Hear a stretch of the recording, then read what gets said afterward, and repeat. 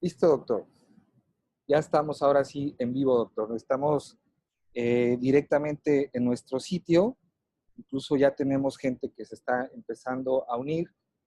Y pues vamos a empezar, doctor. Lo voy a presentar a la audiencia. Tenemos ya gente que se está empezando a unir. Tenemos la fortuna y el honor de estar con el doctor Luis Zapata Fenor, que es especialista en medicina intensiva, al cual le agradecemos mucho haber aceptado esta invitación para compartir una excelente ponencia a través de nuestra Asociación Mexicana de Ultrasonografía Crítica y Urgencias y a través de nuestro sitio en Facebook. El doctor se encuentra trabajando en Barcelona, en el Hospital de la Santa Cruz San Pau en Barcelona, España, y él seguramente ustedes han visto a lo largo de su viaje en la literatura sobre estos temas muchos artículos que ha publicado el doctor de gran relevancia para nosotros los intensivistas. Él ha publicado mucho sobre el papel del ultrasonido y de la ecocardiografía en pacientes con críticos, especialmente sobre la parte de disfunción diastólica, de péptidos natriuréticos, etcétera. Y él ha colaborado en muchos programas, en muchos estudios muy importantes, muy relevantes a nivel internacional. Entonces es para mí un verdadero honor presentarles al doctor Luis Zapata Fenor desde Barcelona, el cual nos va a dar el tema del papel de la ecocardiografía en el proceso de extubación, un tema por demás interesante para todos los que manejamos pacientes críticos en cualquiera de nuestras áreas de anestesiología, quirófano, urgencias, etcétera. Y pues bueno, doctor, le agradecemos infinitamente haya aceptado esta invitación y pues adelante, doctor, muchas gracias por participar. Muchas gracias. Decirles que el honor es mío y agradecerles la oportunidad de poder compartir con ustedes esta presentación. Déjenme que durante los primeros 5 minutos no hable de ecografía, sino para situar un poco el estado de la cuestión, explicar un poco qué es el weaning, qué es el proceso de retirada de la ventilación mecánica. Esto es el proceso que se encuentra sometido un paciente durante la ventilación mecánica. Inicialmente hacíamos el tratamiento de la causa que motivó la insuficiencia respiratoria aguda y ya llega un momento que intentamos desconectar a este paciente de la ventilación mecánica. Los estudios epidemiológicos han demostrado que este tiempo de retirada de la ventilación mecánica puede conllevar hasta el 40 o 50% del tiempo de la ventilación mecánica. Y yo les he de decir que cuando empecé mi formación aquí en Barcelona sobre cuidados intensivos, pregunté qué era esto del weaning, qué era lo de la retirada de la ventilación mecánica, o sobre todo que cuándo empezaba. Y alguien me dijo que empezaba incluso en el momento que se intubaba al paciente pensando en los fármacos que utilizábamos para sedarlo. Entonces, a partir de ahí, esto me descolocó y le daba vueltas a la cosa. Suerte que ya en el año 2016 se definió que el weaning, el proceso de retirada de la ventilación mecánica, empieza en el momento que se realiza la primera prueba de respiración espontánea. A partir del tiempo que estamos en este proceso, podemos clasificar a nuestros pacientes en 3 grupos. Aquellos pacientes que presentan un weaning corto, que serán aquellos pacientes que realicemos la primera prueba de respiración espontánea y los podamos extubar seguidamente. Aquellos pacientes que fracasen en la prueba de respiración espontánea y estemos hasta 7 días para poderlos extubar. Y finalmente, aquellos que consideremos que tienen un weaning prolongado, que serán aquellos pacientes que después de la primera prueba de respiración espontánea estemos hasta más allá de 7 días para extubarlos. Y esta clasificación es importante porque se correlaciona con la mortalidad. Así que los pacientes del grupo 1 tienen una mortalidad que escasamente llega al 6%. Los pacientes que caen en el grupo 2 tras fracasar la primera prueba de respiración espontánea y estar hasta 7 días para la extubación tienen una mortalidad que ya se incrementa al 16,5%. Y finalmente aquellos pacientes con un weaning prolongado que muestran una mortalidad próxima al 30%. Aquí tienen la curva de la mortalidad según los días que pasaban hasta la extubación de los pacientes y ven cómo realmente hay un incremento en los primeros días con una meseta a partir del 3er día y un nuevo incremento a partir del 7º día. Así pues, haciendo un poco un símil cinematográfico, podríamos decir que tenemos un límite de hasta 7 días para que nuestros pacientes no caigan en el grupo de weaning prolongado y no se produzca este aumento de la mortalidad. En esta tabla me gusta porque es un resumen de las principales causas de fracaso de la prueba de respiración espontánea. La mayoría de nuestros pacientes fracasarán por una causa respiratoria, un aumento de la carga respiratoria. Hasta un 30% de los pacientes fracasarán por una causa cardíaca y luego un menor número de pacientes fracasarán por causas neuromusculares, neuropsicológicas, metabólicas, nutrición o anemia. Entonces, ¿cómo nos puede ayudar la ecografía en todo este proceso? Pues yo creo que nos puede ayudar de forma que realicemos un diagnóstico precoz de la causa que motivó el fracaso, de forma que evitaríamos que se prolongara el tiempo de weaning y quizá nos podría ayudar a disminuir el número de reintubaciones, que como sabemos es un factor que aumenta considerablemente la mortalidad de nuestros pacientes. Así pues, vamos a estudiar cada uno de estos métodos ecográficos, cómo nos pueden ayudar a extubar a nuestros pacientes. Empezaremos por la ecografía diafragmática. Este es un estudio del Dr. Dress, publicado recientemente en Intensive Care, donde apreciamos o nos explica por qué fracasa el diafragma de nuestros pacientes. Como vemos, hay causas inherentes al motivo de ingreso, al fallo respiratorio, causas motivadas por la propia ventilación mecánica por esfuerzos ineficaces, la sedación, sepsis, desnutrición, todo ello al final conlleva tanto una disfunción como una atrofia que llevará a una pobre función diafragmática. Aquí vemos las diferentes incidencias en diferentes estudios donde analizan la incidencia de disfunción diafragmática. Como ven, van de los 23% hasta estudios donde encuentran incluso un 84% de disfunción diafragmática.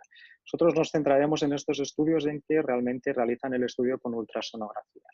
¿Y cómo se estudia por ultrasonografía? En primer momento, bueno, la forma más fácil de estudiarlo sería estudiar la excursión diafragmática mediante el transductor, utilizando tanto la ventana que nos da el bazo como el hígado en el pulmón derecho.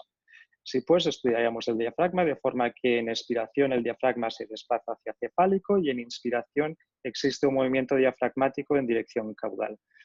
Esta es la imagen que podríamos obtener. Aquí tenemos el hígado y tenemos el diafragma derecho cómo se mueve. Si realizamos un modo M de este movimiento, obtendremos esta curva.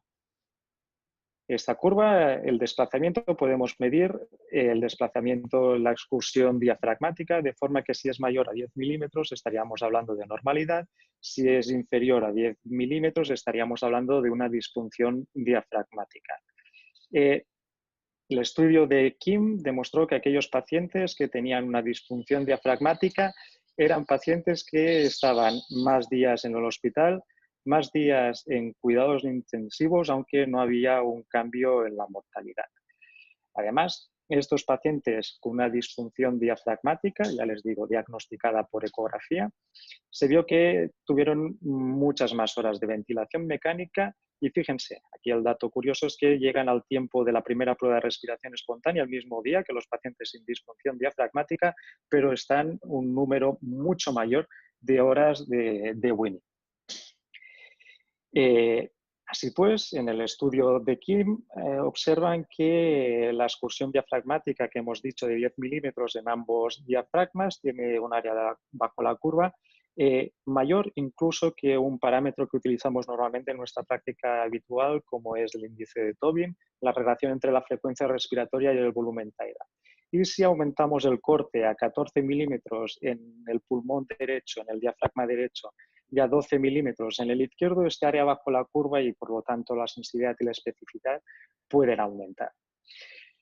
En este estudio, el estudio de Grasso, del grupo de Grasso, donde protocolizan la prueba de respiración espontánea a 120 minutos, realizando una evaluación diafragmática mediante ultrasonografía a los 30 minutos, también observan que los pacientes que fracasan el weaning o la prueba de respiración espontánea son pacientes con un desplazamiento diafragmático mucho menor, significativamente menor, a aquellos pacientes que pasarán con éxito la prueba de respiración espontánea.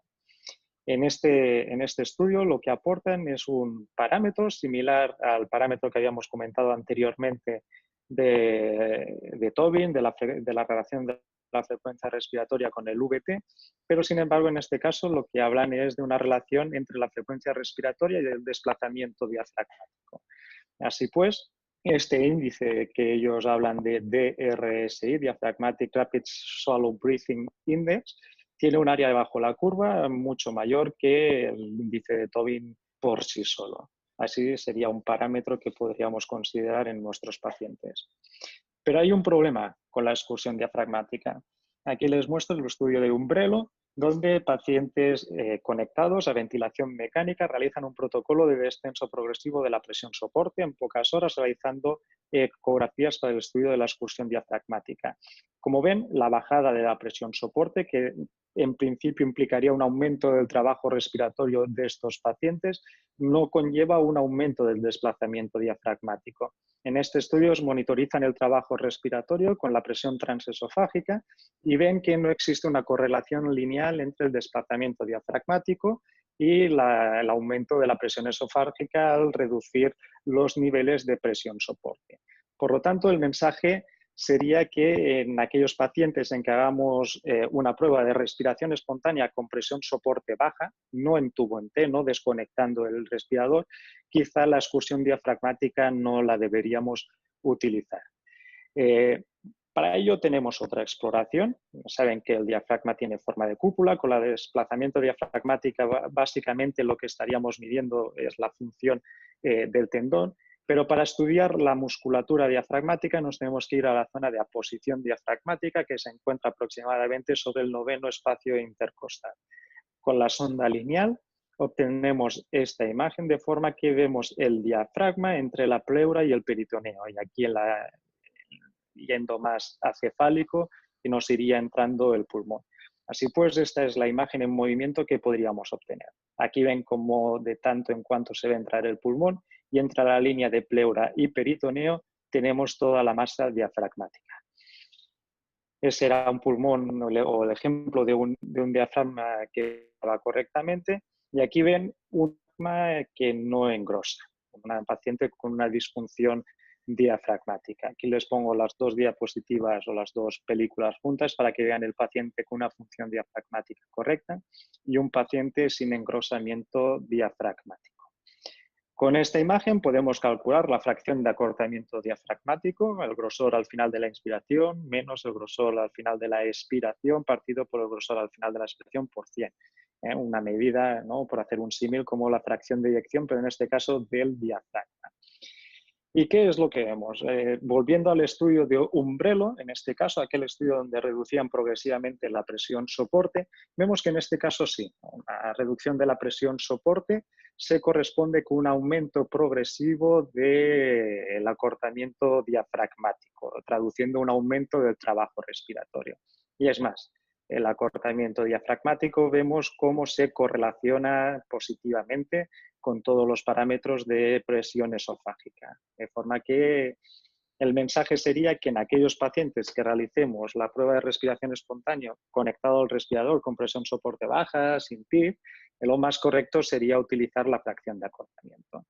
Y la fracción de acortamiento se ha visto que tiene una alta sensibilidad y especificidad para predecir el fracaso de la extubación en nuestros pacientes, de forma que puntos de cortes próximos al 30-36% predicen una correcta tolerancia a la extubación.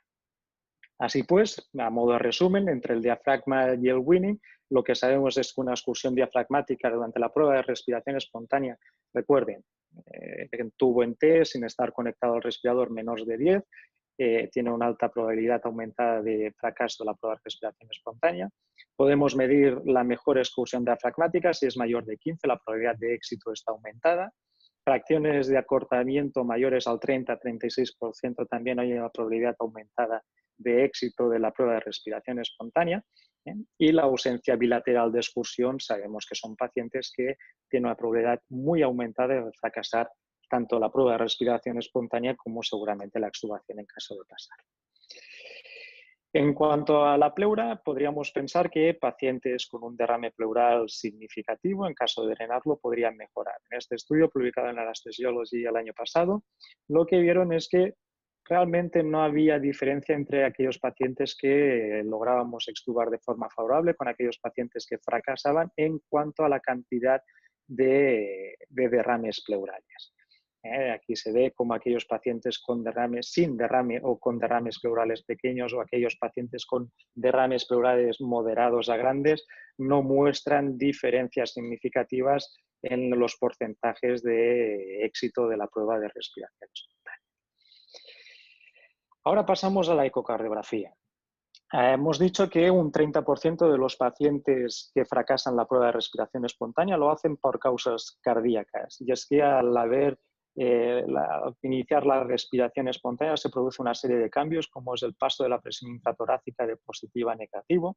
Es una prueba de esfuerzo, de forma que incrementa las catecolaminas y además aumenta el esfuerzo respiratorio, el trabajo respiratorio. Todo ello implicará un aumento del retorno venoso, puede provocar isquemia miocárdica, acidosis respiratoria, hiperinsuflación dinámica e incluso crecimiento del ventrículo derecho. De forma que al final el efecto fisiológico sería un aumento de la precarga, de la poscarga, de forma que nos podría llevar a un deterioro tanto de la función diastólica como de la función sistólica.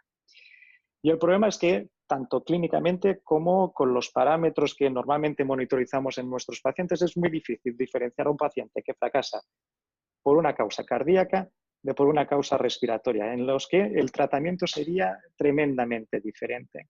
De hecho, en el estudio que realizamos nosotros, publicado en Intensive Care, vimos que el único parámetro capaz de diferenciar con éxito a aquellos pacientes que fracasaban una prueba de respiración espontánea, ya fuera por causa cardíaca o respiratoria, era pues, la presión de enclavamiento pulmonar, lógicamente. Como saben, nosotros, mediante el estudio del flujo transmitral, en el que obtenemos en los pacientes en ritmo sinusal una onda E y una onda A, si esto lo relacionamos, además, con los resultados obtenidos en el Doppler tisular, en el que, como saben, obtenemos una onda espectral E' y una onda A', la relación entre ambas ondas, onda E y onda E', sabemos que se correlaciona de forma lineal con la PCP. Por lo tanto, si hemos dicho que en nuestros pacientes el único parámetro que era capaz de distinguir pacientes que fracasaban por causa cardíaca o por causa respiratoria era la PCP, ¿por qué no utilizar este parámetro, la E', para estimar la PCP en estos pacientes? Esto es lo que hizo Lamia. Escogió un grupo de 39 pacientes, todos de POX, que habían fracasado la prueba de respiración espontánea previamente y que estaban monitorizados con un catéter de Sonagans. De forma que dividió los pacientes en aquellos pacientes que durante la prueba de respiración espontánea aumentaba la presión de enclavamiento pulmonar y aquellos pacientes que durante la prueba de respiración espontánea no aumentaba la presión de enclavamiento pulmonar. Midió la onda EA y la relación entre la onda E y la onda E'. Y lo que vio es que realmente aquellos pacientes en los que aumentaba la PCP, la presión de enclavamiento pulmonar, durante la prueba de respiración espontánea, la onda E, la relación E' era capaz, con alta sensibilidad y especificidad, de detectarlos. Aquí tienen dos ejemplos de dos pacientes que van a fracasar la prueba de respiración espontánea por causa cardíaca. En el paciente de la izquierda de la pantalla, la mayoría sería capaz de ver cómo existe una disfunción sistólica con un ventrículo izquierdo dilatado. Sin embargo, a primera vista, el corazón de la derecha parece un corazón con una función sistólica preservada, un ventrículo derecho también no demasiado dilatado y, por lo tanto, a simple vista no apreciaríamos alteración de la funcionalidad. Pero es que no es la fracción de eyección. Ni en el estudio de Lamia ni en el nuestro hubieron diferencias significativas en la fracción de eyección entre los pacientes que fracasaban por causa cardíaca o los pacientes que fracasaban por causa respiratoria. Y esto es básicamente porque lo que juega un papel crucial en el fracaso del weaning de la ventilación mecánica por insuficiencia cardíaca es la disfunción diastólica. Esto es lo que demostró Papakin-Nicolaou ya en el año 2011. Como saben, la clasificación de la función diastólica, estas son las recomendaciones del 2009. Saben que en el 2016 se publicaron unas nuevas recomendaciones, pero simplemente para darles un vistazo de cómo está el tema de la disfunción diastólica. Lo que vio Papanicolaou es que en aquellos grupos que fracasaban el winning de la ventilación mecánica, había una proporción más elevada de pacientes con disfunción diastólica. Aquí tienen pacientes con disfunción diastólica y una mayor proporción de pacientes que fracasan en la prueba de respiración espontánea. De hecho, la relación prima lateral fue el índice, el parámetro medido que obtuvo una mejor sensibilidad y una mejor especificidad para prever el fracaso de la prueba de respiración espontánea en estos pacientes. Y estos resultados están ratificados, los pudieron simular también el grupo de Mosquieto. En su estudio, la relación prima también fue el parámetro que mayor sensibilidad y especificidad mostró para detectar a aquellos pacientes que iban a fracasar el winning o la prueba de respiración espontánea. De aquí saltamos a la ecografía pulmonar. En la ecografía pulmonar podemos diferenciar 4 patrones básicos: el patrón de líneas A, el patrón de líneas B no coalescentes, el patrón de líneas B coalescentes y un patrón de consolidación. Y como saben, es una pérdida de aireación lineal, de forma que la mayor aireación sería en el patrón de líneas A y la peor aireación en el patrón de líneas C. Este es de los típicos pacientes que tenemos en cuidados intensivos en Barcelona.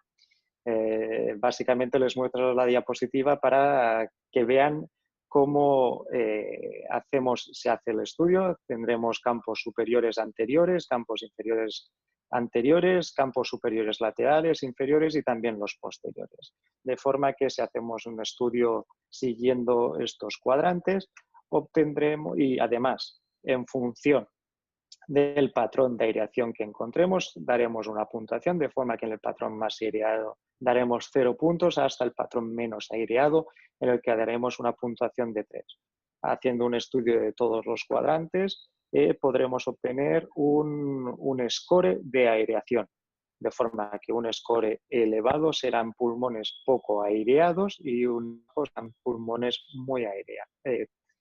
Muy aireados. En el estudio de Saumer, lo que se vio es que este score de ecografía pulmonar menor de 13, los pacientes presentaban un bajo riesgo de fracasar la extubación. Sin embargo, el ultrasound score al final de la prueba de respiración espontánea mayor de 17 ya detectaba pacientes con alto riesgo de fracaso de la extubación.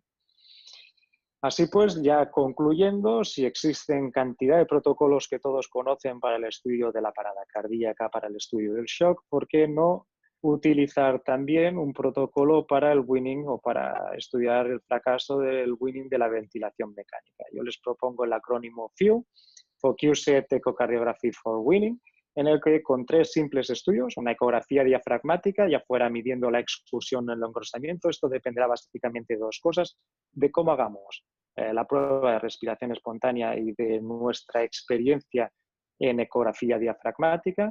Segundo, una ecocardiografía, seguramente simplemente con una vista de una apical 4 cámaras para un estudio de la función diastólica y de la función sistólica. Y finalmente, un estudio pormenorizado de la ecografía pulmonar, quizá a lo mejor con un score simplificado, estudiando solo los campos anteriores, sería suficiente. Pues con este protocolo podríamos disminuir el tiempo de winning de nuestros pacientes. Así pues, recuerden, en el proceso de winning, antes de la prueba de respiración espontánea, nos ayudará la ecocardiografía, detectando una disfunción diastólica o una disfunción sistólica. Nos ayudará la ecografía pulmonar con el Lung Ultrasound Score. Parece ser que la ecografía pleural no nos ayudaría demasiado. Durante la prueba de respiración espontánea podemos predecir el éxito de la extubación mediante también el Lung Ultrasound Score o la excursión o el engrosamiento diafragmático. Y finalmente, tras el fracaso de la prueba de respiración espontánea, una ecocardiografía nos ayudaría a diferenciar a aquellos pacientes que fracasan por causa cardíaca o por causa respiratoria. Finalmente, un par de ejemplos de pacientes reales de nuestro servicio. Aquí tienen una ecocardiografía de un paciente justo antes de iniciar la prueba de respiración espontánea. Tenemos aquí el estudio del flujo transmitral con una onda E, una onda A, donde vemos un patrón de alteración de la relajación con una onda E' de 5 centímetros por segundo, lo que da una relación E' 13, cosa que ya es elevada incluso antes de empezar la prueba de respiración espontánea. Ponemos a este paciente a respirar en tubo en T y lo que encontramos es que existe una pseudo normalización del patrón EA, con un aumento de la onda E significativo sin variación prácticamente de la onda E', lo que conlleva un aumento significativo de la relación E'.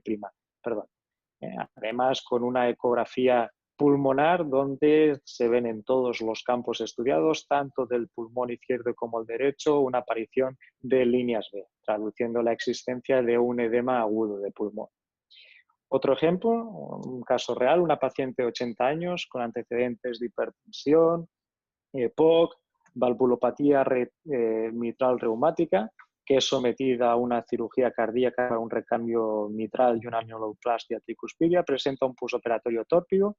Esta paciente finalmente llega a la extubación y a las 24 horas post-extubación presenta un cuadro de insuficiencia respiratoria aguda. Lógicamente, una paciente posoperada de cirugía cardíaca, lo primero que pensamos es que nos estaba haciendo un edema agudo de pulmón. Esta es su ecocardiografía. Vemos que existe un ventrículo izquierdo dilatado, con una disfunción sistólica severa, pero es exactamente igual que su ecocardiografía basal.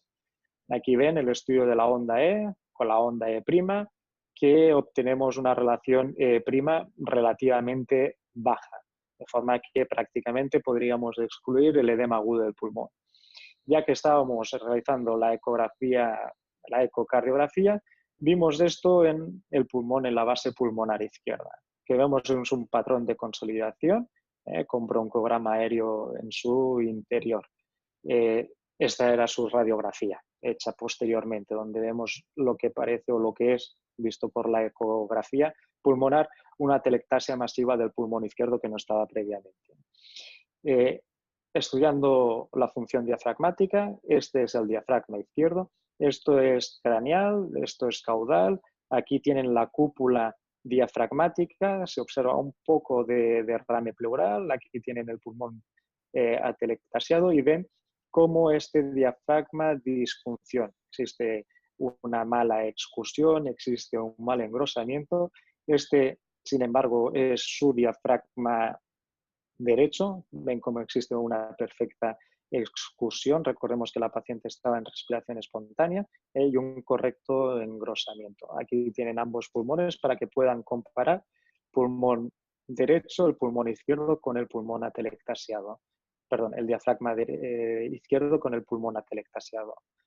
Aquí tienen la excursión diafragmática, la del pulmón derecho, que es mayor de 10 milímetros, y la del pulmón o la del diafragma izquierdo, donde se ve que prácticamente no existe excursión. Y bien, esto ha sido todo. Muchas gracias por la atención y ahora abrimos preguntas, supongo. Sí, así es, Luis, te lo agradezco muchísimo. ¿Me estás escuchando? Perfectamente. Perfecto, Luis, te agradezco mucho. Efectivamente, vamos a ver si en la audiencia existen preguntas. Por lo pronto, Luis, yo quisiera también comentar y hacer algunas preguntas, si me permites. Luis, Claro. para ti, ¿qué es? Hablamos de la relación E' como un surrogate, digamos, de las presiones capilares pulmonares, y esto de la congestión pulmonar y como causa del fracaso en los pacientes que están en un ensayo de respiración espontánea. Hablando exclusivamente de la relación E', ¿tú prefieres o tomas en cuenta, según estos estudios, que la relación E' sea a través de la evaluación de la velocidad de la E' septal y lateral y promediándolas o exclusivamente de la lateral como mencionabas? Eh, Yo primero, déjeme hacer un comentario, que es que hacer una ecografía, como sabrán, en un paciente que está fracasando la prueba de respiración espontánea es muy difícil. Si hacer una ecografía en un paciente crítico ya es difícil, en estos pacientes que se están con aumento del trabajo respiratorio es más difícil todavía. Por mi experiencia es mucho más fácil tomar la E' lateral que la medial. Por lo tanto, yo en mi caso, en mi día a día, tengo mucho más en cuenta la onda lateral que no la septal ni el promedio. Realmente me parece mucho más práctico, más rápido y más eficiente. De acuerdo, de acuerdo. Luis, te agradezco mucho. Y bueno, no sé si también, Luis, nos hicieras favor de comentar y de abundar más sobre el protocolo FIU que comentaste, que nos parece muy interesante, el hecho de integrar todos estos aspectos de diafragma, pulmón y desde luego corazón. ¿Lo están validando? ¿Ya tienen alguna experiencia? No sé si nos pudieras comentar más al respecto. Con el protocolo FIU yo lo que hago es mostrar lo que hacemos en el día a día en nuestro servicio con aquellos pacientes que fracasan más de una vez la prueba de respiración espontánea. Lógicamente, no es eficiente hacerlo con todos los pacientes. Habrá por suerte, el mayor número de pacientes son pacientes que se pueden extubar tras la primera prueba de respiración espontánea. Y sí que es el estudio que realizamos, el estudio básico que realizamos en todos aquellos pacientes que fracasan más de una prueba de respiración espontánea. El protocolo FIU no está validado. Tenemos el proyecto de validarlo y más que validarlo, sobre todo ver la utilidad, ¿no? Ver que realmente el tiempo que pasamos haciendo la ecografía nos sirve para algo, ¿no? Entonces, sí, y sobre todo en este caso, déjame ahondar en la importancia de aquello que seleccionamos para medir, en función de cómo estamos haciendo la prueba de respiración espontánea. No cometamos la equivocación de medir la expulsión diafragmática en pacientes en los que tenemos conectados a la ventilación mecánica, porque nos van a dar falsos negativos. O es diferente mirar la expulsión cuando el paciente está desconectado del respirador. Desde luego, Luis. Mira, tenemos una pregunta de la audiencia, de Israel Morales García. Él comenta, él es urgenciólogo, y comenta, en caso de no tener ecocardiografía, dice, hay estudios, él más se refiere propiamente no tanto al aparato, sino tal vez a la posibilidad de realizar ecocardiografía avanzada. Dice si hay estudios con mediciones en modo M, es la pregunta que hice, si hay algo en cuanto tal vez a detectar esta disfunción cardiovascular asociada al retiro de la presión positiva a través del modo M y quizás no necesariamente con el flujo transmitral y mediciones avanzadas de Doppler tisular. Me imagino que esa es la pregunta. No sé si quisieras comentar algo. O sea, se refiere a estudio de disfunción diastólica con modo M. Yo pienso que sí, o simplemente detectar la falla cardíaca durante la extubación. Con modo M en relación a con modo M en relación a la disfunción diastólica, lo único que se me ocurre es estudiar el grosor de las paredes, ¿no? Y ver que es un grosor aumentado, ver que hay una hipertrofia y que es un paciente que sería propenso a presentar una disfunción diastólica, ¿no? Que como sabemos la hipertrofia, ¿no? La hipertrofia ventricular es el principal factor asociado a la disfunción diastólica. Realmente, métodos funcionales con modo M ahora mismo no me vienen a la cabeza. Sí, claro, no, desde luego, para evaluar la función diastólica de manera apropiada, la mejor manera es hacerlo tal como se ha descrito. Sí, sí. Y también, ¿tú consideras, Luis, que hay factores de riesgo en base a lo que se ha publicado que pudieran producir que el paciente, o que puedan incluso predecir, desde luego, que el paciente vaya a fracasar al retiro de la presión positiva de origen cardiovascular? Luis, ¿hay algunos factores de riesgo? Hablando, si los comentaste, nada más si acaso volverlos a mencionar en cuanto a algún punto de corte de la función sistólica, el valor de la onda E, etcétera, que tú quisieras volver a comentar.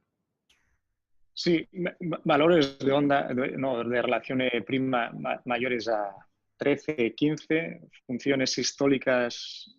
Bueno, aunque hemos visto que la función sistólica tampoco juega un papel primordial, pero cuando tengamos una función sistólica reducida, 40% tenerlo en cuenta. Luego también la existencia, esto no he hablado durante la presentación, de insuficiencias mitrales. Insuficiencias mitrales funcionales por isquemia miocárdica. También vemos que la aparición súbita que hace que el paciente entre en edema agudo del pulmón. Y luego, para aquellos que no tengan facilidad de acceso para la ecografía, un método de screening que esto sí que, por ejemplo, lo validamos nosotros, son los péptidos natriuréticos. Los péptidos natriuréticos antes de la prueba de respiración espontánea nos puede detectar quizá aquellos pacientes a los que obligatoriamente deberíamos hacer una ecografía y aquellos pacientes a los que a lo mejor podríamos obviar la ecocardiografía. Claro, claro, Luis. Ahora, tenemos digamos, como gran ayuda y ventaja la ultrasonografía pulmonar que tú comentaste. Como decíamos y platicábamos al inicio, que el entrenamiento del no cardiólogo en ecocardiografía avanzada puede llegar a resultar difícil, todavía en algunos países como el nuestro, pero si el médico no cardiólogo no tiene acceso al entrenamiento formal, guiado y bien tutoreado para hacer una evaluación de la función diastólica adecuada, pues tenemos la ultrasonografía pulmonar que en un momento dado, como reflejo del aumento en las presiones de llenado y lo que es la congestión propiamente pulmonar, que al final es lo que lleva al fracaso en estos pacientes que hacen falla cardíaca durante el proceso de retiro, el evaluarlo con una curva de aprendizaje mucho más corta que la ecocardiografía creo que resulta muy útil de pasar de un patrón aireado previo al ensayo de respiración a un patrón con líneas B y perdiendo aireación y empezando a aumentar el agua extravascular pulmonar, creo que puede ser de gran ayuda cuando el médico no está entrenado lo suficiente para evaluar la función diastólica, ¿verdad? Totalmente de acuerdo. La aparición de líneas B en la ecografía, cuando previamente teníamos una ecografía pulmonar normal, y la aparición de las líneas B bilaterales durante la prueba de respiración espontánea es tremendamente significativo de la aparición de edema pulmonar, ¿no? En este sentido, esto sería similar al protocolo al FOLS, ¿no? para la evaluación, ¿no? del volumen, ¿no? en el shock. La aparición de líneas B nos haría cortar la administración de volumen, ¿no? Pues en este caso al revés. La aparición de líneas B seguramente nos obligaría, ¿no? a vasodilatar, a disminuir, ¿no? también, ¿no? a poner diurético a nuestro paciente. Sí, totalmente de acuerdo. Así es, Luis. Y bueno, sobre todo porque también seguramente lo has visto, hay pacientes con una patología cardíaca crónica, una cardiopatía dilatada, etcétera, que ya de suyo tienen presiones de llenado altas en forma crónica, elevación muy alta de péptidos natriuréticos y relaciones E' muy, muy elevadas, con presiones capilares pulmonares altas, aún ellos sin estar en falla cardíaca y en reposo y incluso sin presentar ninguna sintomatología. Ahí es donde quizás el ultrasonido pulmonar todavía resulta mucho más útil porque ya las presiones de llenado están elevadas y cuando lo sometemos a un ensayo de respiración espontáneo, quizás no podamos nosotros distinguir solo con las presiones de llenado si el paciente está haciendo falla cardíaca, porque pues, trae ya de forma crónica una congestión hemodinámica, pero sin embargo, si estaba el pulmón seco y este se complica, empezando a aparecer, se moja, ¿verdad? Con la aparición de líneas B, creo que ahí ese es donde empieza a tener un gran papel de ultrasonografía pulmonar, ¿no? Exacto. Además, la dinámica, ¿no? de la E' durante la prueba de respiración espontánea también, exacto. Es que la aparición de líneas B es totalmente complementaria. Nosotros inicialmente solo hacíamos ecocardiografía. Al introducir la ecografía pulmonar es un complemento ideal, perfecto para la evaluación de la función diastólica. Sí. Así es.